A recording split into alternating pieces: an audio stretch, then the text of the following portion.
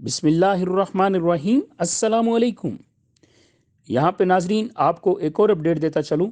बहुत सारे दोस्त ये समझ रहे हैं कि शायद हम अपना शनाख्ती कार्ड नंबर जो है वो गलत सेंड कर रहे हैं 786 पे, जिस वजह से हमें रिप्लाई नहीं आ रहा।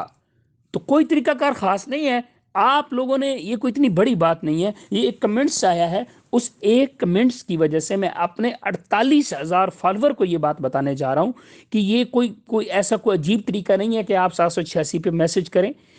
Very simple. आपने अपना शनाख्ती कार्ड नंबर जो है बगैर डिजिट्स के, सॉरी बगैर डैश के, आपने बीच में डैश नहीं डालनी, बगैर डैश के आप अपना जो शनाख्ती कार्ड नंबर है वो 786 पे सेंड कर दें।